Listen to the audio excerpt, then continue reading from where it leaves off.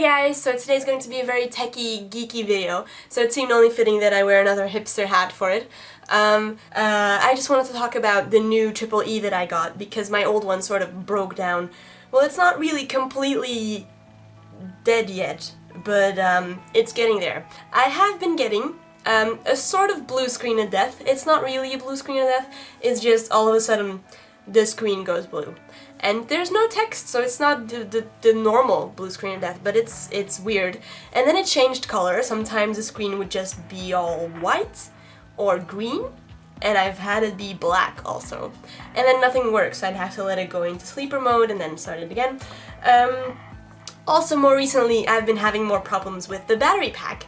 And the problem I've been getting with it is all of a sudden it crashes, which, you know, is a pretty big problem when you're working on things. Also, I usually have external hard drives connected to my EEs, so when the laptop crashes, it's not very healthy for the external hard drives.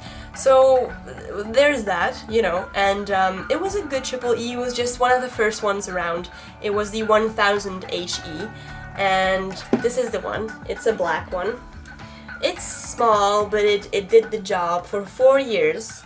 It's been very good to me. The battery life is just really awesome. At first it was up to 8 to 9 hours, and then after 2 years it got to 6 hours, which was still enough for me, still enough to take notes in classes.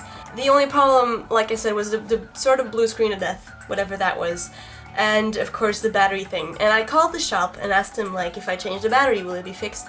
And they said it's pretty much the device, so it's not just the battery. So yes, I bought a new EE, and it's a Seashell series. This is the one. This is the EE 1015 PEM. It's nice and white and pretty. And it's got an Intel Atom dual-core CPU, which is of course really, really nice. It works a lot faster. It's got Windows 7 Starter. Well, I'm very happy with Windows 7. Only the Starter package has a few downsides to it. Like, you can't change your background image. But then someone on Twitter, luckily, messaged me about this and said, look, if you try this cheat code and you install this, you can do that. So I did that, and now I have a different background picture. But anyway, it's really great. It's got everything that the other one has, only better. And it's very stylish. It's lighter, and it's stronger, I think. The material is stronger. And it's got really fast USB ports. USB 3.0. Whatever that means. I don't know anything about specs.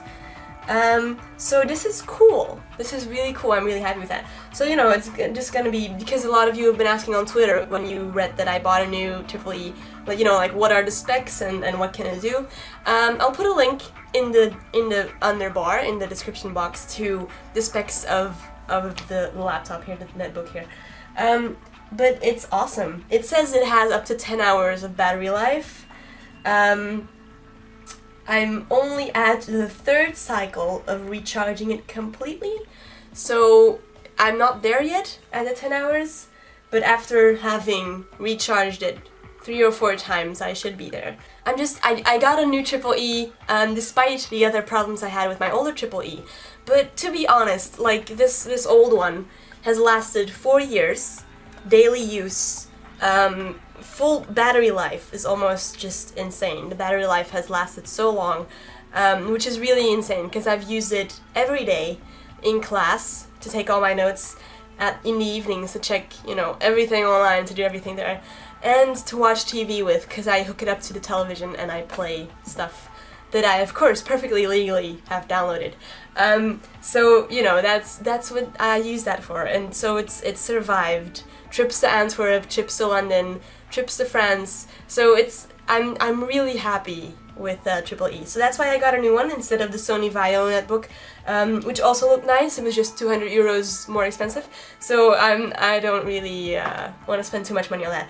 But again, yeah, I'm just really happy with this. The only problem that I had with the Sony Vaio netbooks is that the battery life seems less long. So battery life is extremely important to me when I want to take notes in class, especially because all my master courses this year, each class was 3 hours long. So I need a good netbook with lots of battery life. because if I have 2 classes a day, you know, that's 6 hours, and that's really necessary to have a good laptop with you. Also, what I really like about the new EE, but that's also just to ease my paranoid mind, is this lens cap here. Wait, let me show you. Here. You can turn it on and off, and then this sort of lens cap slides over the webcam, which I'm happy with, because we've all heard those horror stories of people tapping into your webcam and mic and all that. So I didn't go over all the specifications, but if you want to check those out, there's a link or a description in the description box in the underbar. So check that out. I hope you liked it anyway. It's a very short and limited review of the EE, but you know, the only thing I really go for in EE is, well, CPU is kind of important. I need to be able to edit everywhere I go. Battery life is extremely important. I need to be able to take notes all day long. So that's like the main things that I look for. Also, super fast USB ports, which is really great if you want to transfer files that are like 4 GB. It only takes up to 10 minutes or something. Not even 10 minutes, I think. So yeah, that's it. Leave a comment if you have a question or a comment about it. Maybe if you know how to fix the old EE, that would also be kind of cool, because then I'd have 2, you know, that can be a family. Okay, so that's it for today. I hope you liked the video, and I'll see you guys soon. Peace out!